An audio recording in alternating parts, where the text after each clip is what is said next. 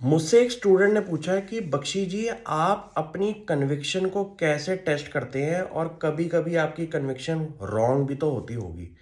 ऐसा वर्ल्ड में कोई इन्वेस्टर पैदा नहीं हुआ जिसकी स्टॉक पिकिंग कभी कभी गलत भी हो, लेकिन आप अपनी कन्विक्शन पे ही बेटर इम्प्रूव कर सकते हैं, अपनी एनालिस्ट को रिफॉर्म कर सकते हैं विद टाइम पीरियड।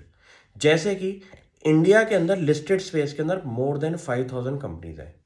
आपको हर कंपनी को इन्वेस्ट करने का नज़रिया नहीं रखना। आपको सिर्फ और सिर्फ अपनी वॉच लिस्ट पे काम करना है। जैसे कि आपने कुछ स्क्रीनिंग क्राइटेरिया लगाए हुए हैं, पी रेशियो, रेशियोज के ऊपर, प्रॉफिट मार्जिन्स के ऊपर, एबिटा मार्जिन्स के ऊपर, कैश फ्लोज के ऊपर। उन क्राइटेरियाज के बाद जो कंपनीज बन के आती हैं, जैसे कि 5,000 कंपनीज में से 200 कंपनीज आपकी वॉच लिस्ट में आ रही हैं, उन कंपनीज को आप over a time period of 1 year study करें। ज़रूरी नहीं है कि आपने आज 200 कंपनीज आपके स्क्रीनर में आई है उनमें आपको पैसा लगाना है। उनको अच्छी तरीके से आप विद टाइम स्पेंड करें।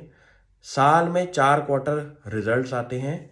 4 क्वार्टर रिजल्ट्स के अंदर आपको एक स्टॉक के ऊपर अच्छा खासा व्यू बन जाता है कि कंपनी आने वाले फ्यूचर में कैसे परफॉर्म करेगी, पिछला पास रिजल्ट्स देख के।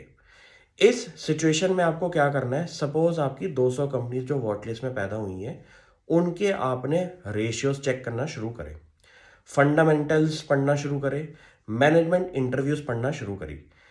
ऐसा करने के बाद उस लिस्ट में से आपकी सपोज 100 कंपनीज आपके सामने आ रही हैं जिसके अंदर आप इन्वेस्टमेंट्स करनी शुरू करेंगे।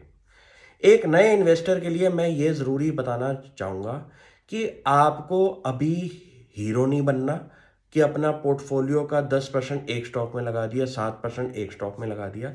अगर आप नए आए हैं मार्केट के अंदर, धीरे धीरे करके अपना ट्रेडिंग स्टाइल बनाइए, इन्वेस्टमेंट स्टाइल को पहचानिए कि आपको क्या सूट करता है।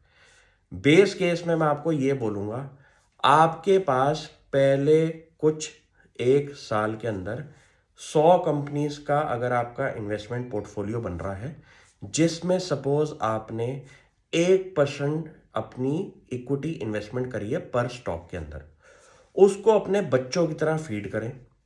हर क्वार्टर आपको एक फंडामेंटल ओवरव्यू मिलेगा कि मैंने जब लास्ट टाइम पढ़ा था, इस बारी इसके अंदर ये पॉजिटिव एट्रीब्यूट्स आए हैं।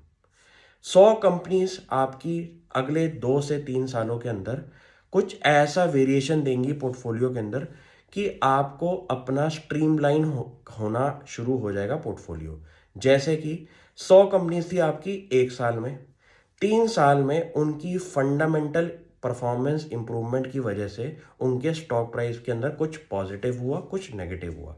जब पॉजिटिव होगा तो वो आपका पोर्टफोलियो का 1% नहीं रहेगा, वो आपका 3%, 2%, 4% हो जाएगा।